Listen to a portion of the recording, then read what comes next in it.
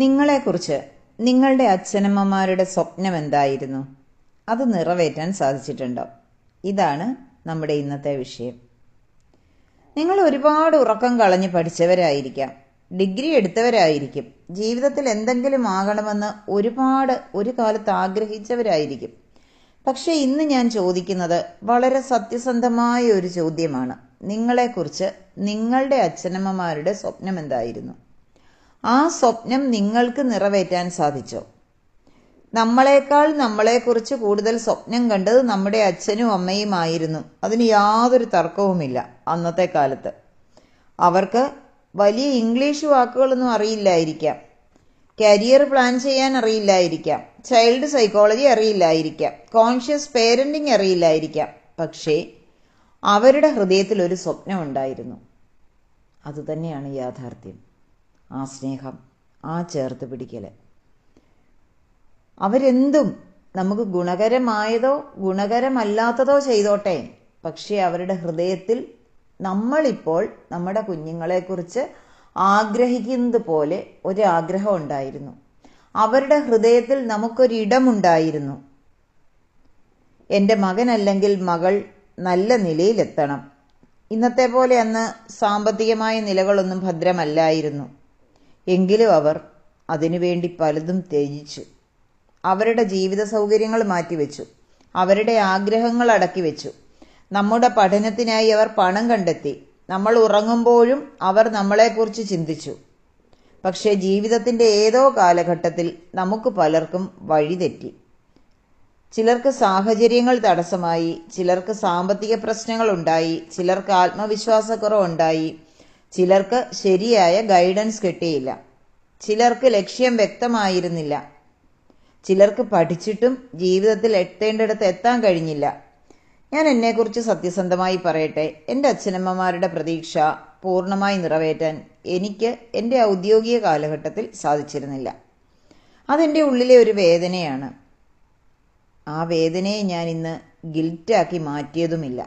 ആ വേദനയാണ് ഇന്ന് ഞാൻ എൻ്റെ മിഷനാക്കി മാറ്റിയിട്ട് ഇവിടെ കുഞ്ഞുങ്ങൾക്ക് കൊടുത്തുകൊണ്ടിരിക്കുന്നത്.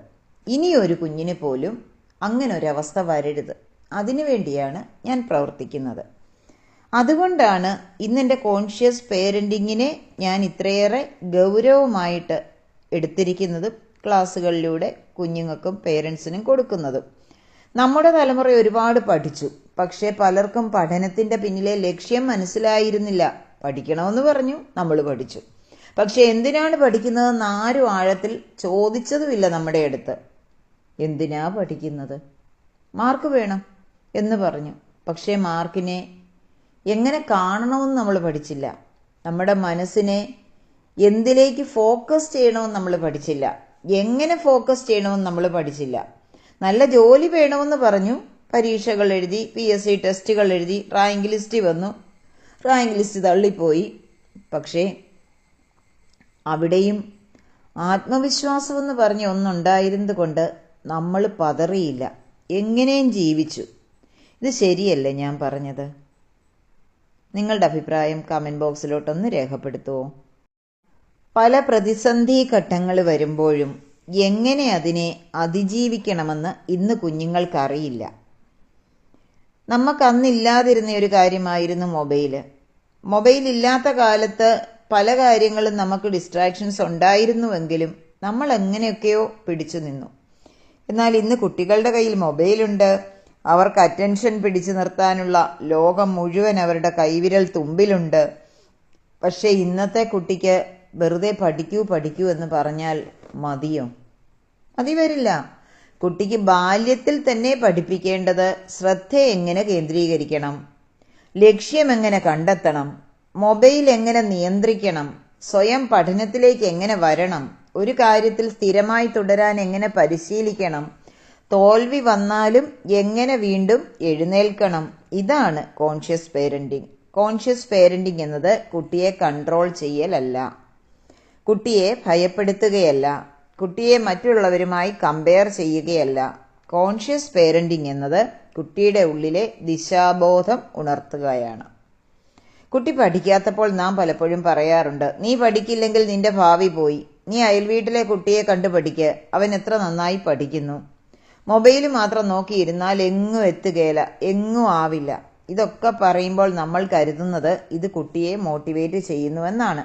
പക്ഷേ പലപ്പോഴും കുട്ടികളുടെ മനസ്സിലുണ്ടാകുന്നത് ഷെയിമാണ്, റെസിസ്റ്റൻസ് ആണ്, വാശിയാണ്, പഠനത്തോടുള്ള വിരക്തിയാണ്.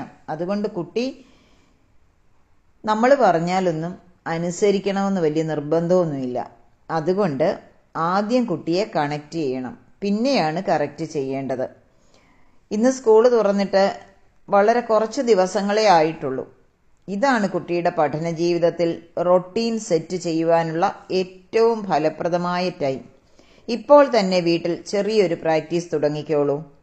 ഒരു ബുക്കും പേനയും എടുത്തോളൂ. ആദ്യത്തെ അരമണിക്കൂർ ഓരോ സബ്ജക്റ്റിനും 5 മിനിറ്റ് വീതം ഒരു റിവിഷൻ നമുക്ക് കൊടുക്കാം.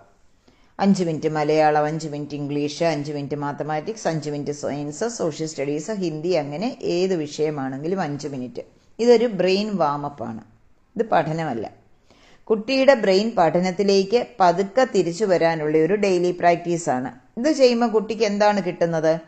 എനിക്ക് പഠിക്കാനുണ്ടെന്ന് കുട്ടി ഓർമ്മിക്കും. കുട്ടിക്കൊരു ഓർമ്മപ്പെടുത്തലാണിത്. അതുകൊണ്ട് തന്നെ മറവി കുറയും, കോൺഫിഡൻസ് വർദ്ധിക്കും, പഠനം ഭാരമല്ലെന്ന് തോന്നും, എക്സാം സ്ട്രെസ് കുറയും, മൊബൈലിൻ്റെ ഡിസ്ട്രാക്ഷൻ കുറയ്ക്കാൻ സഹായിക്കും, ഡെയിലി ഡിസിപ്ലിൻ വരും. കുഞ്ഞ് പഠിക്കാനിരിക്കുന്നത് കാണുമ്പോൾ പോലും പേരൻറ്റിന് കുട്ടിയോട് സന്തോഷമായിരിക്കും. അതുകൊണ്ട് വഴക്ക് കുറയും, എനിക്ക് പഠിക്കാൻ പറ്റുമെന്ന് കുട്ടിക്കൊരു ഫീലിംഗ് ഉണ്ടാവും. ഇങ്ങനെ നമുക്ക് കുട്ടിയെ ഒരമണിക്കൂർ ഒരു കോൺഫിഡൻസിന് വേണ്ടി ഒന്നിരുത്താൻ സാധിച്ചാൽ ക്രമേണ നമുക്ക് കുഞ്ഞുങ്ങളെ നമ്മുടെ വഴിക്ക് കൊണ്ടുവരാൻ പറ്റും. ആദ്യമൊക്കെ നമുക്ക് വ്യക്തമായ ലക്ഷ്യമൊന്നും കണ്ടെത്തി കൊടുക്കാനാവില്ല. പക്ഷേ കുഞ്ഞുങ്ങളെ ക്രമേണ അവരുടെ ജീവിതമാണിതെന്നും അതിനുവേണ്ടി അവർ സ്വയം സജ്ജമാകണമെന്നും ബോധ്യപ്പെടുത്താൻ നമുക്ക് സാധിക്കും. അവരുടെ ശ്രദ്ധ വേറെ പലയിടത്തോട്ടും ചെതറിപ്പോകാതിരിക്കുവാൻ ഈ പ്രാക്ടീസ് സഹായിക്കുകയും ചെയ്യും. ഒന്ന് ആലോചിച്ച് നോക്കിക്കേ, നമ്മൾ ഒരുപാട് സ്വപ്നം കണ്ട് നമ്മുടെ കുഞ്ഞുങ്ങളെ വളർത്തിക്കൊണ്ട് വരുമ്പോൾ അവർക്ക് മുന്നോട്ട് പഠിക്കാൻ ഒരു ബുദ്ധിമുട്ട് തോന്നുകയാണെങ്കിൽ എന്ത് സംഭവിക്കും? പരീക്ഷക്കാലം അടുക്കുമ്പോൾ അതിന് എൻ്റെ അമ്മ പറയാറുള്ളത് പോലെ ദൂരത്തെ വഴി നേരത്തെ കാണുക. അതിനാണ് ഇന്ന് ഞാനൊരു പ്രാക്ടീസ് തരുന്നത്.